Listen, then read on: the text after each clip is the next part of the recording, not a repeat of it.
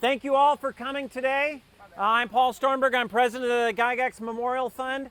And you are all amazing gamers, and I really appreciate you all being here to support our Dragon Days initiative, the Gygax Memorial Fund. The Gygax Memorial Fund was founded by Gail Gygax in 2009 after the death of her husband. And we have had a series of initiatives here in Lake Geneva, which we're trying to inform Lake Geneva that they had a really special person who lived here, Gary Gygax, and that all around the world that this town of Lake Geneva is beloved for being the birthplace of D&D and hometown of Gary Gygax. We're gathering here for our latest initiative, which you all know is going to be Dragon Days, which will be beautiful and sunny on Sunday and maybe Saturday afternoon. So we're going to have a lot of great pieces to it. We have the Dungeon Days, we have the Dragon Days Dungeon Maze over there, which will be a little dungeon adventure that kids can go on. And we'll have tents set up with medieval and Renaissance fair vendors and craftsmen. We are going to have live music. We have a couple musicians. We have a circus act. We have a blacksmith who does live demos, and that's a pretty amazing thing to see. We are going to have a face painter and a couple of photo op areas as well. What am I missing, Harold? Costumes. Oh, and a costume contest, yes. And while it's probably going to be rainy tomorrow, the museum is open. If you have a Dragon Days wristband, which you'll be able to purchase in this tent right there, if you have a Dragon Days wristband, you'll be able to go to the museum for free. Yes, only little people can go in there. So, yeah, that's right. So the museum will be open.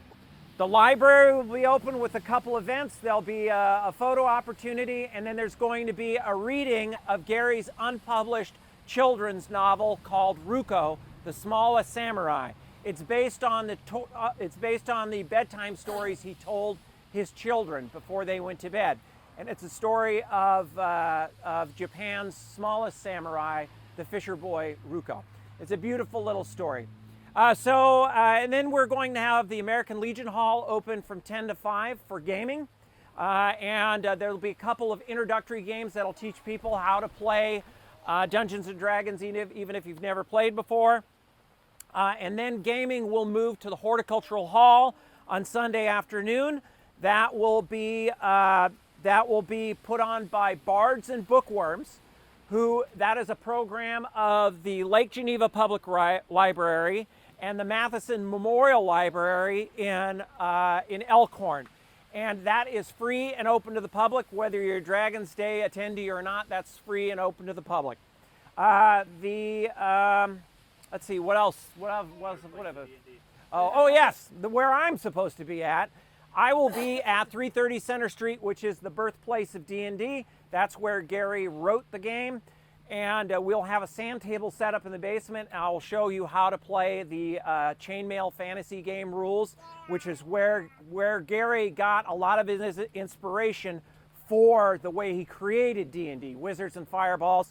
Dave Arneson was the guy who came up with the concept of role-playing games with with Blackmore, but then he shared it with Gary, and Gary and they combined it with chainmail and made it into what the entire world knows as Dungeons and Dragons.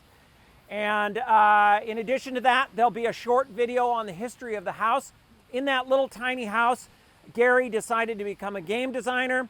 He founded his company, Tactical Studies Rules, or TSR, which would publish Dungeons and Dragons. He wrote Dungeons and Dragons there, and he raised his beautiful family there. So it's a pretty significant historic site. We can't say who created chess or dice or cards. That's all lost to the ages. but we know the people who created D&D, and one of them lived right here in this town, and he wrote it here and he published it here, and that was Gary Gygax. So an interesting thing happened to me on the way up here. No, I'm just kidding. And so I'll keep talking until Heidi Gygax shows up. So let me introduce Harold Johnson, the chairman of Dragon Days. Come on over, Harold. I overheard Harold on a phone call saying somebody asked Harold, he says, "So you're doing Dragon Days?" He goes, "Yeah, Paul stuck me with it." So yes, I did stick it with Harold, and I didn't mean to stick it to him with it, but apparently I did. But Harold is indispensable in making this happen because he is the connection for this town. Everybody knows Harold, and he has a connection somewhere. If I say something, he goes, I know a guy who's got some tents. And he goes, and we're looking for tents. He goes, well, the library's got 5 tents in their basement. And I go, how do you know that? He goes, well, I gave them to him. So he's got his connection. So Harold, would you like to say something on this inaugural Dragon Days? That will be all your fault if it is a disaster. Well, to be honest, I've been wanting to do Dragon Days for 10 years. 10 years ago, I helped start something called the Beachside Author Fest with the intention of learning out how to do festivals. And then when Paul came to me and said, let's do this idea of Dragon Days, I went, well, I always had a plan to do something like that. Now, just so you know, this is a celebration of all the things that have been influenced by Dungeons and Dragons. So we're not just talking the games. It also influenced, well, let's start with computer games and electronic games and arcade games. We're still in games. Let's go another step. It did books, lots and lots of books. Dragonlance, the ones that Gary did. I'm getting tripped off. I should wear my hat. But now it's just books, art. Some of the amazing art. Thank you.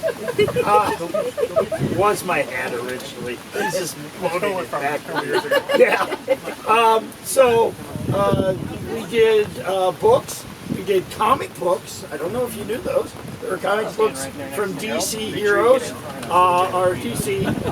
We have calendars. What else do we have that was influenced by D&D? Art, books, film, cartoons. Oh. As a matter of fact, he did not mention that. On Sunday, Lake Geneva Theater will be airing some of the Dungeons and Dragons films, cartoons, and there are some special features, including an interview with Gary Gygax. So we will be able to show that, and we'll do talkbacks too. I've been involved with the D&D film department since 1990.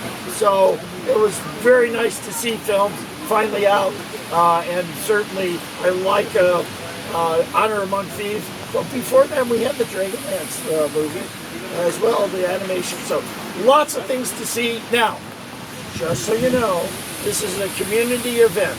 The intention is to bring the entire city into this circle and join the community. So, this being our inaugural year, if you have ideas as to other things we can do, see me, I got a notebook.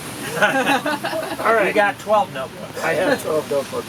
And now we're going to turn it back over to Paul, who's then going to turn it over to our special guest. Did you want to You're wonderful. Everybody, I'd like to introduce Heidi Gygax. She is Gary's favorite daughter. Oh, I didn't say that. I did not say that. One of his favorite daughters. Anyways, thank you for driving all the way up here for this. That's all right. We had like 5 fire trucks go that way and then this way, and I was like, please God, don't let it be Heidi who got in that accident. So anyways, let's do the ceremony. Are you ready? Okay. Okay, I need 2 volunteers, Harold and Scott, to hold this silver cord. As everybody knows, the silver cord connects you to the prime material plane. Now, Heidi, I want you to come and see if you can pull that sword out of the bale of hay. Does she have the strength? Oh, yay! Woohoo!